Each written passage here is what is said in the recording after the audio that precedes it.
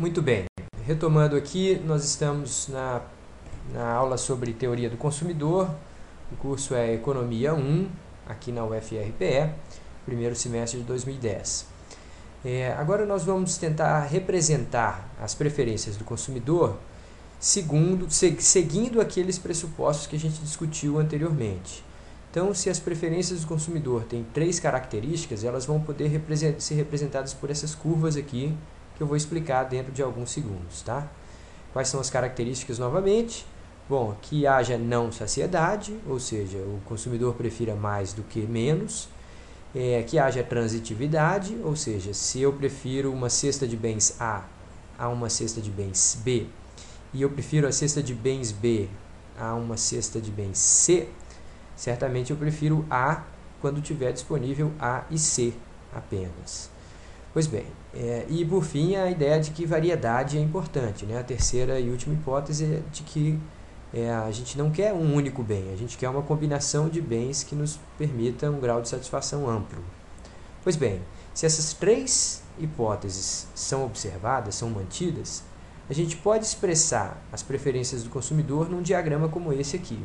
Esse é um diagrama bem simples, mas nós vamos entender aqui que esse bem x1 é, digamos, sei lá, o número de refrigerantes que eu consumo por semana. E o bem x2 é o número de pizzas, fatias de pizza, ou talvez uma pizza inteira que eu consuma, o número de pizzas que eu consumo ao longo da semana.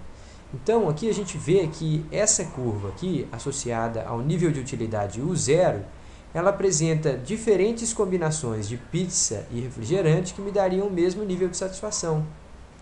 Perceba bem que uma vez que a quantidade de pizza, eu vou migrando pela curva ao longo desses pontos, uma vez que a quantidade de pizza vai diminuindo, eu vou usando uma parte maior dos meus recursos para comprar refrigerantes. Então aqui eu tinha 12 pizzas e 3 refrigerantes ao longo de uma semana, e na hora que eu fui migrando para essa direção, eu chego a uma posição em que eu tenho 5 pizzas e 5 refrigerantes. Se eu continuo seguindo nessa mesma curva, eu ainda tenho o mesmo nível de satisfação. Só que a partir desse ponto aqui, sacrificar pizza para trocar por refrigerante é inútil. Então, a partir daqui, não adianta mais eu tentar trocar pizza para incluir mais refrigerantes. A curva ela fica praticamente paralela ao eixo vertical, dizendo que eu não estou mais disposto a comprar mais refrigerantes. Eu vou ficar no mesmo nível de satisfação. Então, é quase como se existisse um nível mínimo de pizza para que eu ficasse nesse nível de satisfação. A mesma coisa acontece para o outro lado. Se eu vou sacrificando o número de refrigerantes para ampliar o número de pizzas, chega uma hora que a inclinação da curva é praticamente paralela ao eixo x2. Ou seja, eu não estou mais disposto a abrir mão de refrigerantes para ficar incluindo mais e mais pizzas. Eu gosto das duas coisas ao mesmo tempo e não de uma ou de outra. Então, essa curva aqui, associada a um nível de satisfação U0, utilidade nível 0, ela vai representar diferentes combinações de pizza e refrigerante que me gerariam o mesmo grau de satisfação. Portanto, a gente chama essa curva de indiferença. Ora, se eu saio desse ponto aqui, onde eu tenho 5 pizzas e 5 refrigerantes, e eu subo para cá, onde eu tenho 8 pizzas e 8 refrigerantes, obviamente eu vou ficar um nível de satisfação mais alto, eu consegui ampliar o consumo de ambos bens. Portanto, eu passei por um nível de satisfação U1, ou seja, o nível de utilidade 1, que é um pouco mais alto que o nível de utilidade 0. Na medida que eu sigo na direção nordeste aqui desse diagrama, eu vou estar associando cada vez quantidades maiores de ambos bens. Portanto, essa direção aqui é a direção que o meu nível de satisfação cresce de maneira mais certa, mais garantida, né? Agora, colocada toda essa questão, a gente pode pensar assim, o que nos impede de escolher um nível de satisfação ainda mais alto aqui, o 2.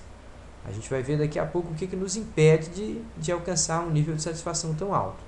Só para completar o que a gente está falando, vamos interpretar aqui o que a ficha diz. Os eixos do diagrama acima representam quantidades dos bens x1 e x2, nos quais o consumidor costuma gastar sua renda. Suponha que só existem esses dois tipos de bens. Mais uma vez, gente, isso aqui é um modelo. Ele é para ser limitado mesmo, uma absurda simplificação da realidade. A gente seleciona só algumas características da realidade para poder transformar o problema em algo tratável. Pois bem, a linha U0 é chamada de curva de diferença porque é formada por pontos que representam diferentes níveis de combinação de bens para os quais o consumidor é indiferente, ou seja, que ele obtém o mesmo nível de satisfação. A linha U1 está associada a pontos que representam quantidades maiores de ambos bens. Assim, todas aquelas combinações de quantidades são preferíveis às representadas por U0.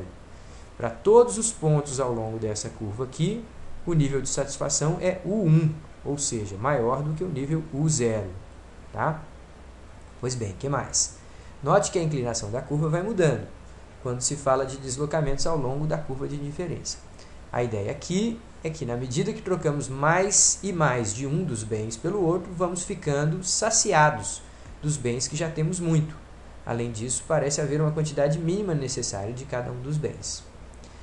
A inclinação da curva de diferença dá-se o nome de taxa marginal de substituição, ou seja, qual é a razão entre unidades de um bem que eu estou disposto a sacrificar para ganhar uma certa quantidade de bens do segundo bem. Uma vez que indica qual a proporção de quantidades de um bem que tem que ser aumentada para compensar decréscimos na quantidade do outro bem, mantendo o nível de satisfação constante. Então, essa taxa de substituição ela vai se alterando na medida que a inclinação da curva em cada um desses pontos é diferente. Em outras palavras, na medida que eu já tenho aqui muitas pizzas, só uma enorme ampliação na quantidade de refrigerantes me façaria uma pequena sacrifício na quantidade de pizzas já seria compensado por uma variação expressiva na quantidade de refrigerantes. Então a gente vê essa inclinação se alterando na medida que a partir daqui eu já não quero mais tanta pizza. Portanto, mesmo para uma pequena quantidade de refrigerante eu sacrificaria quantidades expressivas de pizzas. Aqui, mesmo para uma quantidade pequena de pizzas adicional, eu já sacrificaria uma grande quantidade de refrigerantes. Então, se eu marcar um ponto A aqui e um ponto B aqui, eu vejo que ele tem uma larga dimensão em termos de sacrifício de x1 e um pequeno ganho de x2. Ou seja, eu trocaria nesse ponto, nessa área, eu trocaria uma grande quantidade de x1 para obter ainda que um pouquinho a mais de x2. Tá? Então, a gente prefere variedade, a gente prefere estar nessa região central da curva aqui. Pois bem, aí fica aquela pergunta que a gente fez ao terminar a análise do gráfico. Mas se é assim, por que o consumidor não escolhe racionalmente a curva de diferença mais alta?